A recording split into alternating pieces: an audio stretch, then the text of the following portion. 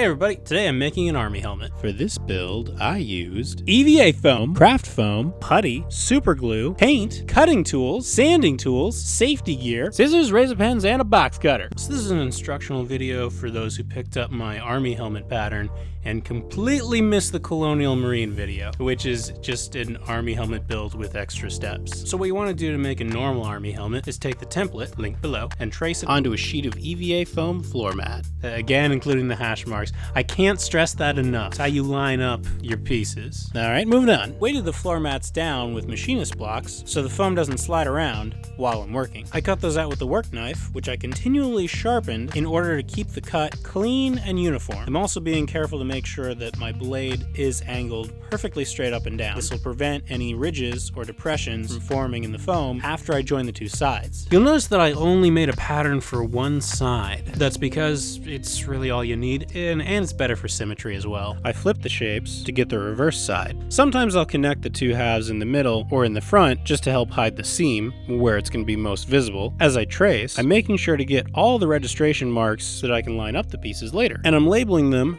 front, back, left, and right just to prevent further confusion. Despite my best efforts, some of the edges came out a little bit rough, so I had to sand those a little bit on my belt sander. Now that the edges are smooth, I can make these pieces three-dimensional. I did that by heating them up with this heat applying machine, not a hairdryer. Your hairdryer can't do this. In fact, it'll burn the foam if you hold it over the same spot long enough, which is why I do most of the heating up on the pattern side, which is going to end up on the inside when the helmet's done. Then I manipulated the foam manually until it was curved slightly. Occasionally I use this homemade anvil to help it along. You can also just use your knee, but sometimes it helps to have a narrower, I want to say point, fairing? Parabola, there we go. And then so that it would retain its curve, I set it inside a bowl while it cooled. Once all the pieces were heat formed, I glued them together with super glue. I did that one side at a time, just to keep from having to work on a floppy mess, and then repeated the process for the other side. Then I glued the two halves together. Okay, so now we have a completed dome, but it's really lumpy and you can see it doesn't look like an army helmet. So I heated it back up and evened out the lumps. Then I pressed it over a dome and let it cool back down a second time. All right, now it's rounded, but the brim needs to be flared out. I'm gonna do that by sanding the inside of the brim and then heat forming the outside. But I wanna cut down on the dust from all that sanding, so I used scissors to literally cut out a chunk of foam that would otherwise turn to dust. Anything I can do to cut down the dust. Not sure my Roomba can take it. I started out on the belt sander, but quickly I shifted to the rotary tool just because I can see what I'm doing, you know? After the interior of the brim was uniformly rounded, I moved on to the outside. I heated the outside up, stretched it into a curve, and then weighted it down to the table while it cooled. I also pressed a curved surface to the side of it to help it along a bit. That was a bit of an experiment. I've never done this exact shape before, and now that I know it works, I repeated the process around the entire brim. When the brim was finished, I used my rotary tool to quickly even out a few of the trouble spots on the dome seams, and once they were level, I covered them up with Alex Fast Dry, which is a flexible putty. When it dried in about an hour, I covered the whole thing in several layers of acrylic latex paint. I did this in order to create a uniformly smooth base. Conveniently, by the time that dried, somebody turned off Winter, so I was able to go outside and paint. I prefer spray paint for these quick builds just because I have a wider color variety, but it doesn't really apply well when it's cold outside and you absolutely cannot use it inside. It's messy and the fumes are harmful. Fortunately, the wind's taking care of those for me, as you can probably tell from the dancing trees in the background. It's